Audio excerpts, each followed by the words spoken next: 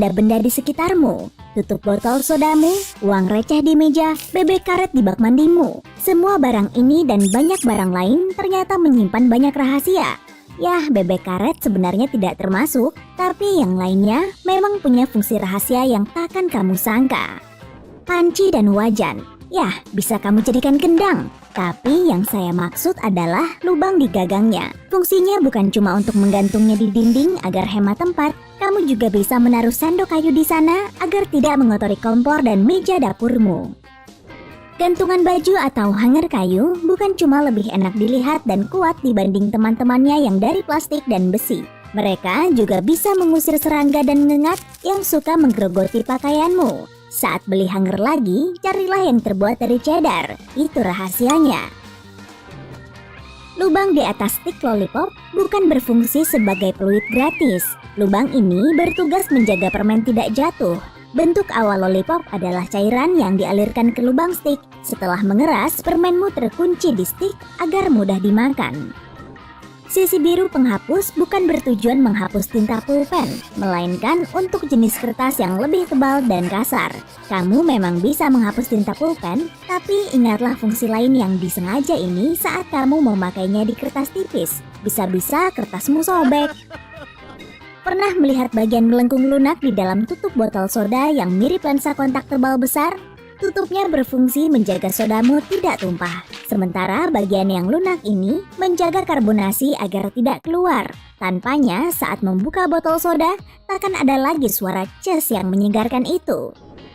Sekarang, mari sama-sama periksa tutup tabung kecil. Beberapa punya rongga di atasnya dan ada ujung runcing kecil di dalamnya. Kalau kamu pernah bertanya-tanya, fungsinya adalah untuk membuka lembar logam yang menyegel tabung. Leher tabungnya akan pas di rongga dan ujung runcingnya dirancang untuk menembus segel. Kamu tak perlu repot-repot lagi merobeknya memakai jari. Sandaran kepala di mobil. Kamu bisa mengatur tingginya sesuai tinggi badanmu, sehingga kamu bisa duduk dengan nyaman. Tapi sandaran kepala ini juga bisa dilepas dan membuat kita bertanya-tanya, untuk apa? Nah, kamu juga bisa memakai kakinya untuk memecahkan jendela dalam keadaan darurat dan kamu terperangkap di mobil. Kertas post-it adalah pengingat yang paling bisa diandalkan, tapi juga berguna saat bersih-bersih. Kalau kamu kehabisan tisu basah untuk mengelap laptop atau malas bangun dan mengambilnya, cukup tempelkan kertas post-it ke bagian keyboardmu yang kotor dan tarik. Ulangi beberapa kali dan keyboardmu akan kembali bebas dari remah-remah. Tapi pastikan laptopmu mati ya. Sekarang bayangkan, kamu sedang berkemah dan jarimu kesusupan kayu. Kamu jelas tidak mungkin membawa pinset karena ya siapa juga yang ingat. Tapi dengan uang koin, kamu bisa membuat pinset sendiri. Tumpuklah 3 buah uang koin, lalu dorong koin yang tengah sedikit ke belakang. Sekarang kamu bisa mencapit 2 koin lainnya dan memakainya untuk mengambil benda kecil dengan sangat akurat. Beres, tidak ada kesusupan lagi atau bulu hidung yang kepanjangan saat sedang berkencan. Saya malu sekali kalau itu terjadi. Atau misalnya pisaumu tumpul dan kamu lupa membawa pengasah saat berkemah. Apa yang harus kamu lakukan? Cukup balikan cangkir kopimu dan batu asah yang sempurna ada di tanganmu. Ujung bawah cangkir biasanya tidak halus dan mulus seperti bagian lainnya. Dengan mengasahnya ke permukaan kasar ini, pisaumu akan tajam dengan mudah. Kalau kamu tidak bawa pinset dan pengasah, bagaimana dengan benang gigi? Kalau bawa, kamu tidak perlu memakai pisau kalau memotong benda lunak seperti mentega. Pakai saja benang gigimu. Ada saran tambahan, ini juga bisa dipakai untuk memotong ujung lipstik. Kalau kamu menjatuhkannya tanpa tutup dan terkena kotoran. Atau kalau temanmu habis memakainya dan kamu takut kuman. Jauhkan. Nah, yang satu ini untuk para pemilik hewan. Kalau perabotanmu dipenuhi bulu kucing atau anjing, dan kamu hampir saja merogoh kocek untuk membeli lint roller, gunakan saja sarung tangan karet. Alat ini ampuh untuk mengambil bulu hewan piaraan dari kursi dan sofa. Banyak orang berpikir lubang di tengah sendok pasta hanya berfungsi untuk mengalirkan air panas saat spaghetti ditiriskan dari panci. Tapi tujuan sebenarnya bahkan bisa dipakai sebelum pastamu dimasukkan ke panci. Kalau lubang ini diisi spaghetti kering, jumlahnya akan tepat untuk takaran 1 porsi.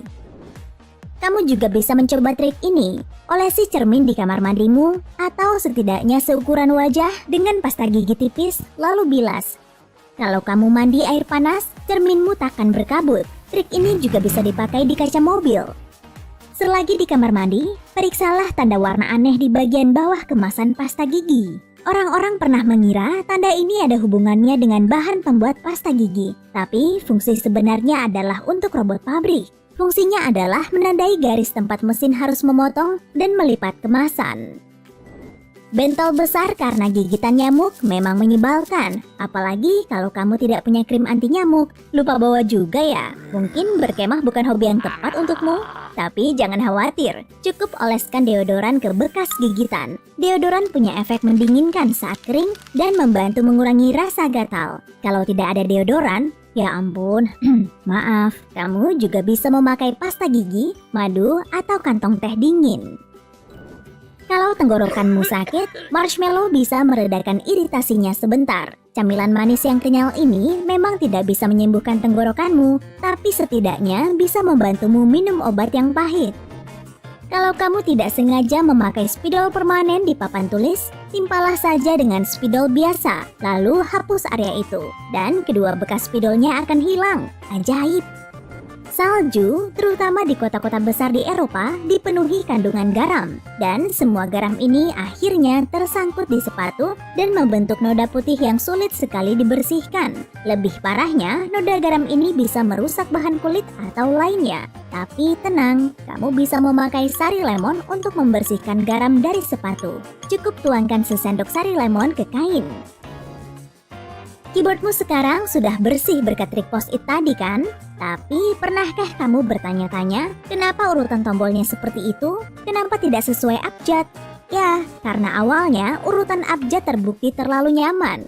Dahulu di zaman kuno sebelum adanya komputer, orang memakai sebuah benda yang disebut mesin tik. Oh, jadul sekali. Beberapa juru ketik saat itu mengetik sangat cepat sehingga mekanisme mesin tik tak mampu mengimbanginya dan malah rusak. Saat itulah urutan huruf disepakati untuk diubah demi memperlambat para pengetik. Keyboard saat ini tidak peduli kamu bisa mengetik secepat apa, tapi urutan QWERTY tetap dipakai.